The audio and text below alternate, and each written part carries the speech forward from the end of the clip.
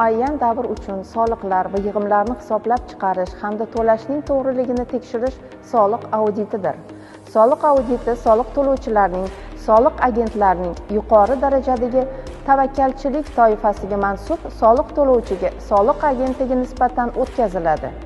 Soliq organlari soliq auditi o'tkazilishi boshlanishidan kamida 30 kalendar kun oldin soliq to'lovchiga soliq auditi o'tkazilishi to'g'risida xabarnoma yuboradi.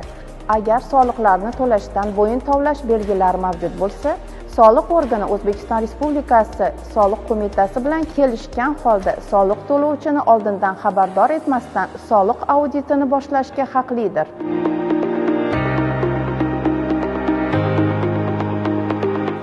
Vazirlar Mahkamasining 2021-yil 7-yanvardagi 1-sonli qaroriga asosan soliq auditini quyidagi hollarda o'tkazilishi ko'rsatilgan. Soliq tavakkalchiligining yuqori toifasiga mansub bo'lgan, kameral soliq tekshiruv natijasi bo'yicha soliq to'lovchi aniqlashtirilgan soliq hisobotini taqdim etmasa, shu jumladan aniqlashtirilgan talabnomadan keyin yoxud aniqlangan tafovutlar bo'yicha asosnomalarni taqdim etmasa yoki u taqdim etgan asosnomalar yetarli emas deb topilgan hollarda, ixtiyoriy tugatilayotgan yuridik shaxslarda soliq to'lovchilarning jinoiy ishlar bo'yicha moliya xo'jalik faoliyati taftish qilinishi doirasida faoliyatini to'xtatgan yakka tartibdagi tadbirkorlar qat'iy belgilangan miqdorda yoki deklaratsiya asosida jismoniy shaxslardan daromad solig'ini to'laydiganlardan tashqari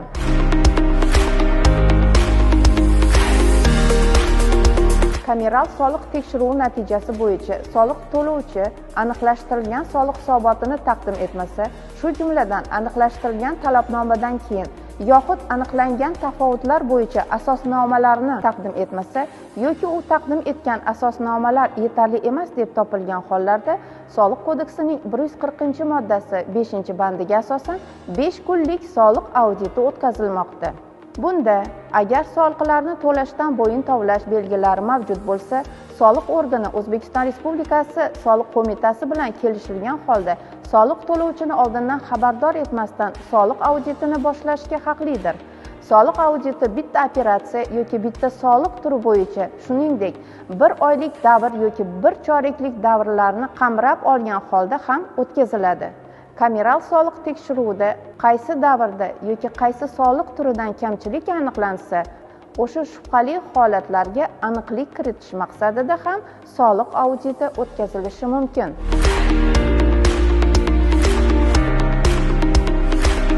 Har xil soliqlarni to'lashdan qochish sxemalaridan foydalanib, to'g'ri ishlashni maqsad qilmagan xo'jalik subyektlariga 3 yillik davom muddati bo'yicha soliq auditi o'tkazilib, faoliyatini to'g'ri ishlashni maqsad qilib yuritish yoki umuman faoliyat yuritmaslik masalasi ko'rib chiqiladi.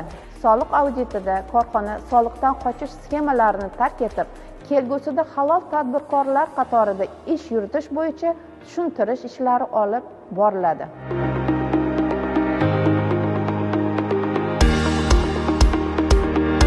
Tadbirkorlik subyektlari yuqori barqarorlik reytingining 3A toifasidagi tadbirkorlik subyektlariga nisbatan soliq tekshiruvlari o'tkazilmaydi.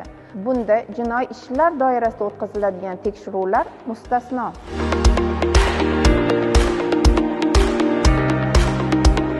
Soliq auditi boshlashdan oldin soliq organi xo'jalik yurituvchi subyektlarni batafsil o'rganib chiqadi.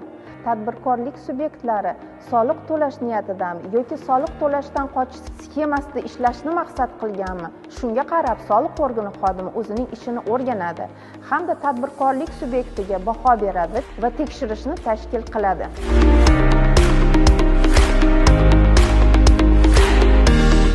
Hozirgi kunda tadbirkorlik subyektlari tomonidan xarid qilingan tovarlar va sotilgan tovarlarning soni va nomenklaturasi bo'yicha nomuvofiqliklar juda ham ko'p uchramoqda. Ayniqsa, nazorat kassa mashinasi orqali sotilgan tovarlar bilan buxgalteriya birlamchi hujjatlaridagi, ya'ni materiallar hisobotidagi tovarlar soni va nomenklaturasi o'rtasidagi katta tafovutlar yuzaga kelmoqda. Buning natijasida kamomad va ortiqcha tovarlar mavjudligi yuzaga kelmoqda. Bundan tashqari, Soliq kodeksining 299-moddasiga asosan Tekinga olingan mol-mulk, xizmatlar bo'yicha aksariyat tadbirkorlik subyektlari tomonidan foyda soliq hisobotining daromad qismiga ko'rsatmasdan soliq bazasini noto'g'ri ko'rsatish holatlari yuzaga kelmoqda. Soliq kodeksining 299-moddasi 4-bandida ko'rsatilgan qarz beruvchiga foizli daromad to'lash majburiyatisiz qarz olish chog'ida qarz oluvchining daromadi qarz olish sanasida O'zbekiston Respublikasi Markaziy banki tomonidan belgilangan qayta moliyalashtirish stavkasidan kelib chiqqan holda aniqlanadi. Qarz oluvchining daromadini aniqlashning xuddi shunday tartibi qarz qaytarish sharti bilan moliyaviy yordam olish sanasida stavkasi O'zbekiston Respublikasi Markaziy banki tomonidan belgilangan qayta moliyalashtirish stavkasidan kam bo'lgan foizlar to'lash sharti bilan berilgan qarzlarga qaytarish sharti bilan moliyaviy yordamga nisbatan qo'llaniladi deb ko'rsatilgan.